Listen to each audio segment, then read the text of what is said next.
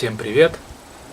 Используя технику на своем садовом участке, мы рано или поздно сталкиваемся с ее поломкой. И в отсутствии знаний, навыков ремонта мы каждый раз обращаемся в техсервис. Если это происходит слишком часто, у нас пропадает всякое желание использовать эту технику. В этом видео расскажу о том, как на первый взгляд серьезные проблемы оказываются незначительными и могут быть устранены самостоятельно. На примере заклинивания мотобура Hammerflex MTB60.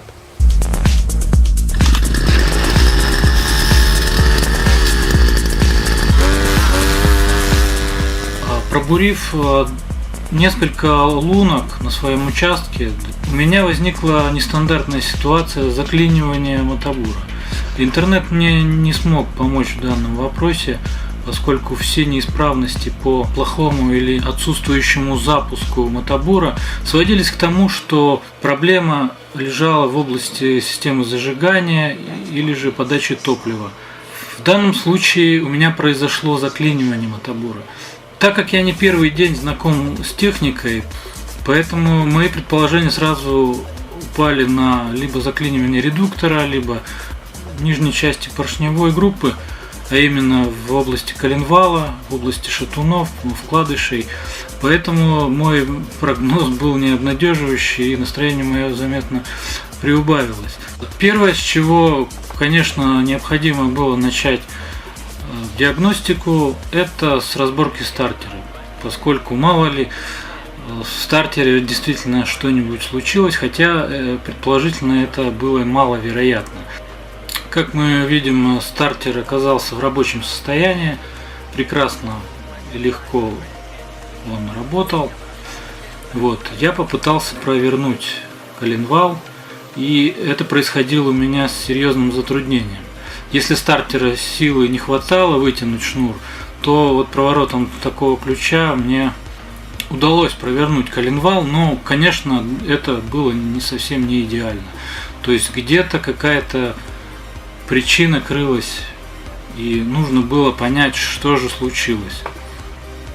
Осмотр верхней части головки цилиндра тоже не дал никаких результатов. Я выкрутил свечу и попытался прокрутить. Поэтому дальнейшие действия нужно было производить с осмотра боковых окон цилиндра, входящей группы и выходящей, слева и справа. Снимаем карбюратор и глушитель. Подробно на этой процедуре я останавливаться не буду, перемотаем. Видео в интернете есть в огромном количестве, мое видео не об этом. Осмотр через боковые отверстия цилиндра тоже ни к чему не привели, то есть никаких дефектов там замечено не было, кольца в принципе в целом состоянии, не рассыпались, ничего не заклинило, и поршень ходил ровно, и никаких следов сколов не было, но тем не менее проворачивалось очень туго. Пришлось все-таки снимать головку цилиндра. И здесь уже я понял, что проблема кроется где-то поблизости, поскольку открученная головка цилиндров очень плотно держалась на поршне и очень-очень с трудом поддавалась извлечению. Очень плотно, аккуратно надо было все это проделать двумя руками, чтобы ничего не повредить. Собственно, проблема уже вышла на лицо. Как говорится, стало очевидным, что первая причина заклинивания мотобура — это именно заклинивание поршня в цилиндре. Почему это произошло, давайте разбираться. Сразу после вскрытия видно большое количество нагара. Сверху поршня это в принципе нормальное явление, это рабочая часть. И после снятия головки цилиндра видим, что рукой очень легко поршень проворачивался в коллекторе. Диагностика колец поршня показала, что они очень сильно прикипели. Видимо, произошел какой-то перекос. Цилиндр несимметрично входил, поршень несимметрично входил, скорее всего, в цилиндр, и по какой-то причине он очень тяжело проворачивался. Ну, как я понял, что дело в нагаре, нужно было все это чистить. Осмотрим стопорные колечки, палец поршня, в принципе, все на месте. Люфт, он присутствовал. По опыту помню, в мотоцикле такого люфта я не наблюдал. Но, видимо, это дешевая китайская техника двухтактного двигателя. Скорее всего, где-то что-то отходит от стандартов. Ну, я счел эту проблему незначимой, поэтому решил все-таки не разбирать дальше уже агрегат, а остановиться на прочистке поршня и колец. Ну, а кольца были заклинены. Значит, пришлось легким ударом отвертки сдвинуть колечки, чтобы они отлипли от нагара. И дальше производим очистку и поршня, и колец. Очистку я производил, применив вот такой специальный фартук, накинув его на картер, для того, чтобы нагар не проваливался в двигатель.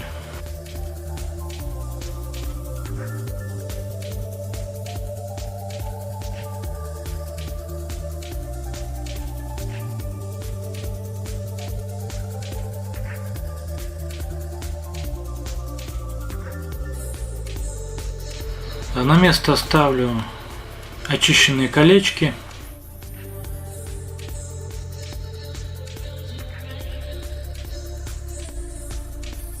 Обязательно смазываю это маслом и надеваю цилиндр. Входит он уже совершенно свободно, причем настолько свободно, что можно даже немного сместить кольца, у которых обязательно должны быть свои пазы. Следить надо за этим. Все довольно-таки свободно теперь вращается. Осталось затянуть головку цилиндра.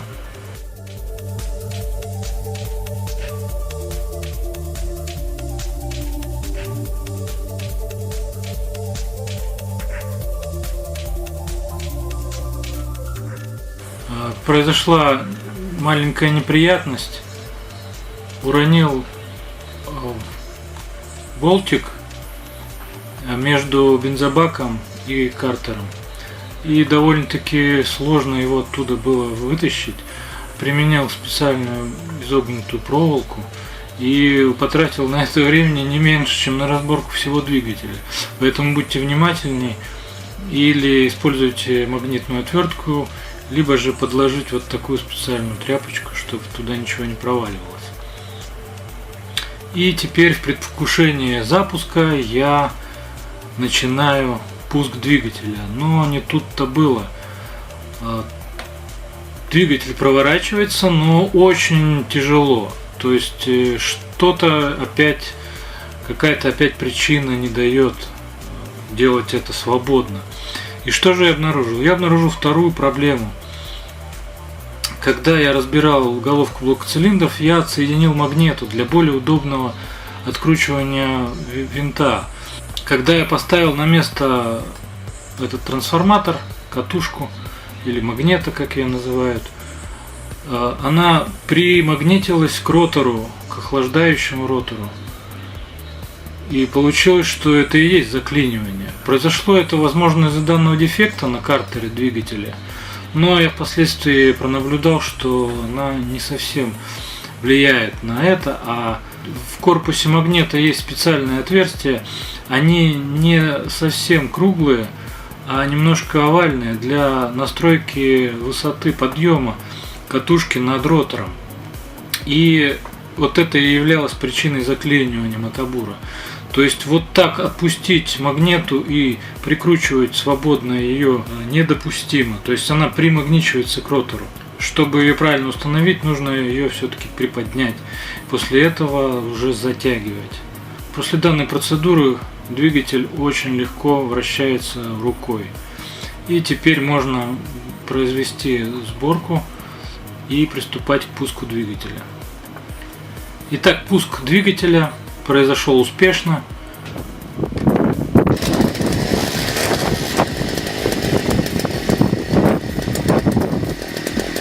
С чем я себя и поздравил. Осталось только настроить правильный режим подачи топлива для холостого режима работы двигателя и для рабочего режима. Делается это двумя винтами на корпусе карбюратора. Верхний винт отвечает за регулирование холостых оборотов, а нижний винт отвечает за общую подачу топлива в двигатель. Но чаще всего он применяется для регулирования рабочих оборотов двигателя. Для начала, чтобы понять принцип работы, закручиваем винт, при этом обороты двигателя будут падать.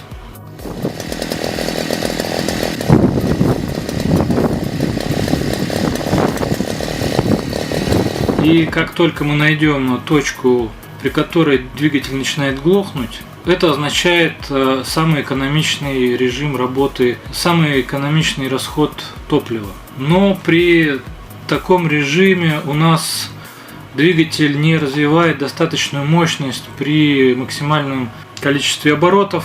Когда двигатель находится в режиме бурения, вот он начинает глохнуть.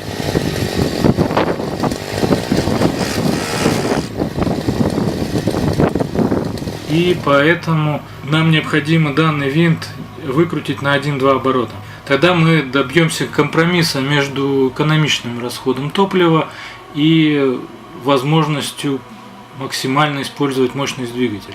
1-2 оборота мы откручиваем нижний винт, а далее регулируем холостые обороты. И при таком режиме у нас получится, не идеально, насколько я смог, идеально настроил, то есть рабочий режим двигателя.